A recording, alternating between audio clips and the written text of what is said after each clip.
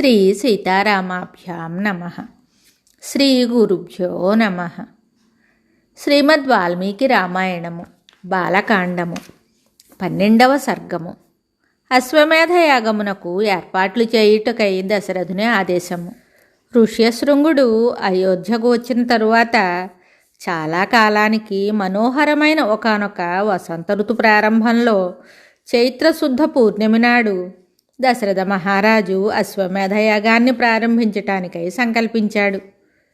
తరువాత దశరథ మహారాజు దివ్య తేజశాలి అయిన ఋష్యశృంగ మహామునికి శిరస ప్రణమిల్లి ఆయన అనుగ్రహాన్ని పొందాడు.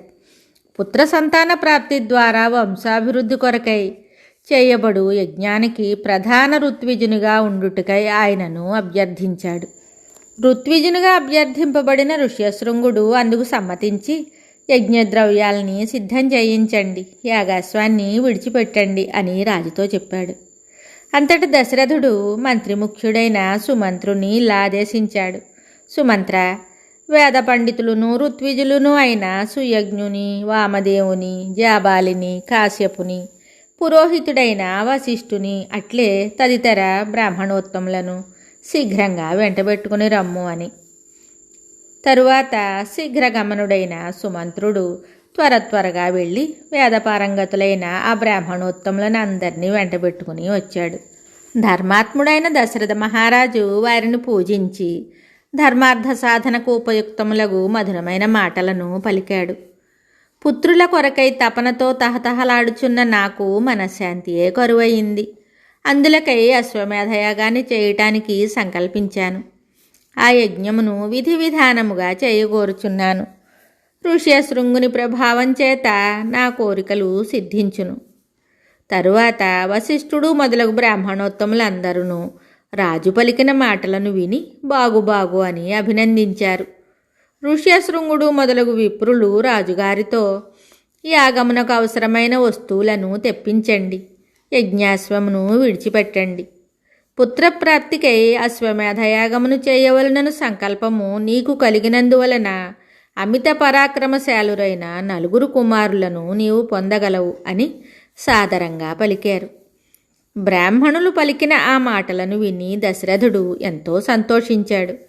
తరువాత మహారాజు ఆనందంతో మంత్రులను ఉద్దేశించి ఈ శుభవచనములను పలికాడు. గురువుల ఆదేశానుసారము యజ్ఞ సామగ్రిని తెప్పించండి. 4 ఋత్విజులు ముందు సాగిపోతూ ఉండగా సమర్థులైన 400 మంది యోధుల రక్షణలో యజ్ఞాశ్వమును విడిచిపెట్టండి. సరయూ నదికి ఉత్తర తీరమున యజ్ఞభూమిని సిద్ధపరచండి. క్రమం తప్పకుండా శాస్త్రోక్తంగా విఘ్న నివారకములైన శాంతికర్మలను జరిపించండి.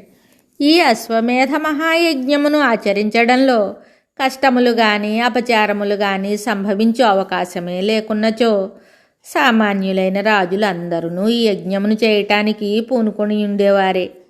విద్వాంసులైన బ్రహ్మరాక్షసులు యజ్ఞకార్యమునందలి దోషములను వెతుకుతూ ఉంటారు. వారు యజ్ఞమును భంగపరచడానికి యత్నిస్తూ ఉంటారు.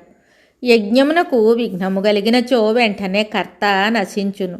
నేను సంకల్పించిన ఈ అశ్వమేధయాగము ఎట్టి లోపములు దోషములు లేకుండా యథావిధిగా పరిసమాప్తమగునట్లు చూడండి.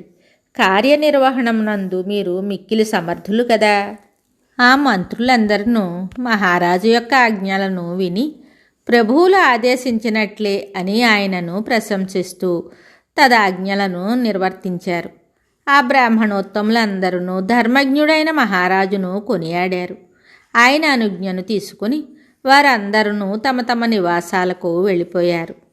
విప్రులందరూ వెళ్ళిన తరువాత మిక్కిలి తేజశాలి అయిన దశరథుడు మంత్రులనందరినీ పంపివేసి తాను తన ప్రాసాదానికి వెళ్ళాడు. వాల్మీకి మహర్షి విరచితమై ఆదికావ్యమైన శ్రీమద్ రామాయణమునందలి బాలకాండమునందు 12వ సర్గము సంపూర్ణం. శుభం.